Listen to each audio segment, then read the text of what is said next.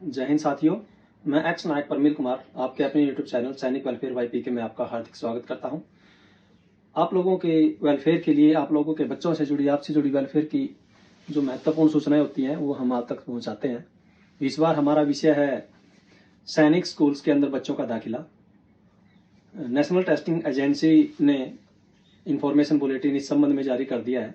24 दिसंबर 2024 से क्लास 6 और 9th में बच्चों के एडमिशन के लिए ऑनलाइन आवेदन शुरू हो चुके हैं। सैनिक स्कूल्स एक बहुत ही अच्छी संस्था है। अगर आपके बच्चों का उसके अंदर एडमिशन हो जाता है तो वहाँ बच्चे का सर्वांगीण विकास होता है। पढ़ाई के साथ साथ खेल और जो डिसिप्लिन वहाँ पे मिलता है वो एक बड़े ही अच्छे और आला दर्जे का बच्चा वहाँ से तैयार होकर निकलता है।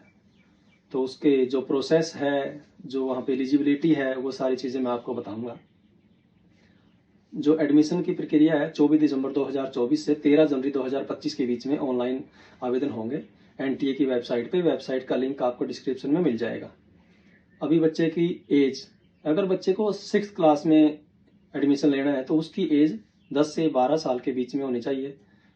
यानी कि उसकी जो 31 मार्च 2025 को उसकी जो डेट है वहां से आंकी जाएगी। उससे पहले 31 मार्च 2025 या उससे पहले उसकी उम्र 10 से 12 साल होनी चाहिए। उसका जन्म 1 अप्रैल 2013 से लेकर 31 मार्च 2015 के बीच में होना चाहिए। बिल्कुल समझ में आ गया होगा आपको। स्क्रीन पे आपको एक ये भी डिस्प्ले भी हो जाएगा। मतलब बच्चे का जन्म 6ठी क्लास में एडमिशन के लिए 1 अप्रैल 2013 से 31 मार्च 2015 के बीच में होना चाहिए। ऐसे ही क्लास 9th में एडमिशन के लिए 13 से 15 साल उम्र होनी चाहिए। और जो कट ऑफ डेट्स हैं उसका, जो बच्चे का जन्म है 1 अप्रैल 2010 से 31 मार्च 2012 के बीच में होना चाहिए। तो ये तो हुई उम्र की बात। जो फीस है, ऑनलाइन फीस, SC और ST की फीस है जो ऑनलाइन, वो 650 रुपए है। बाकी सभी, कोई भी कैटेगरी है, एक्स सर्विसमैन है या फिर OBC है, चाहे कुछ भी है, उसकी फीस 800 रुपये ऑनलाइन है। GST चार्जेस अलग से है। उसके बाद जो सैनिक स्कूल है उनकी टोटल संख्या 33 है पूरे भारत के अंदर। और जो न्यू सैनिक स्कूल हैं वो 6ठी क्लास के लिए 39 स्कूल हैं और 9th क्लास के लिए 17 सैनिक स्कूल है। इस बात का ध्यान रखना कि लड़कियों के लिए भी सैनिक स्कूल में सीटें अवेलेबल हैं, तो लड़कियां भी इसके लिए अप्लाई कर सकती हैं। अप्लाई करने का तरीका वैसे तो इन्फॉर्मेशन बुलेटिन में पूरा दिया हुआ है। इन्फॉर्मेशन बुलेटिन का लिंक भी डिस्क्रिप्शन में आपको मिल जाएगा।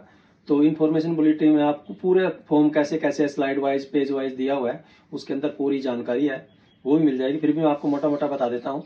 जो वेबसाइट पर जैसे आप जाओगे तो रजिस्ट्रेशन फॉर न्यू कैंडिडेट है। न्यू कैंडिडेट में आपको सबसे पहले ऑप्शन मिलेगा कि आप आधार कार्ड से लॉगिन करना चाहते हो क्या। तो आधार कार्ड से लॉगिन करना चाहते हो तो उस पर क्लिक करोगे, आधार कार्ड नंबर डालोगे, OTP आएगा तो आप लॉगिन कर जाओगे। उसके बाद आगे आप बच्चे की डिटेल्स भरोगे, अपनी डिटेल्स भरोगे, एड्रेस भरोगे, कोरस्पोंडेंस एंड प्रेजेंट एड्रेस। तो आपका जो एप्लीकेशन नंबर है वो जनरेट हो जाएगा। ईमेल ID और मोबाइल नंबर OTP से वेरीफाई हो जाएंगे। ये सब करने के बाद आपका एप्लीकेशन नंबर ईमेल पे आ जाएगा। तो पासवर्ड बनाने का भी आपको ऑप्शन मिलेगा, तो पासवर्ड बना लेना आपने।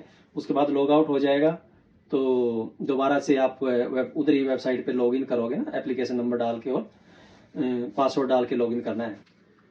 अभी बात आती है डॉक्यूमेंट्स क्या क्या चाहिए फॉर्म भरते वक्त। फॉर्म भरते वक्त आपको एक तो बच्चे का फोटो स्कैन करके रखना है, बच्चे का सिग्नेचर व्हाइट पेपर पे करवा के वो स्कैन करके रखना है। लेफ्ट थंब वो आपने स्कैन करवा के रखना है।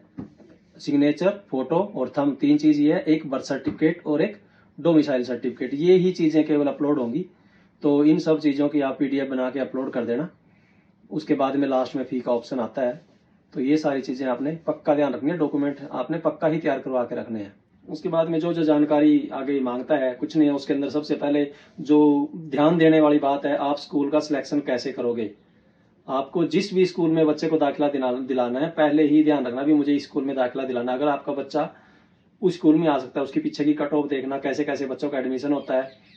जैसे एक बच्चा वहाँ, ये नहीं है कि आपके बच्चे के मार्क्स 300 में से तो 180 मार्क्स आ गए और आपने सैनिक स्कूल जैसे कुंजपुरा ही भरा है, हरियाणा से बिलोंग करते हो मान लें, कुंजपुरा भरा है और 2 सीटें हैं, एक 281 और एक 282, 281-82 वाले 2 बच्चों का एडमिशन हो गया और आपके बच्चे के मार्क्स हैं 280।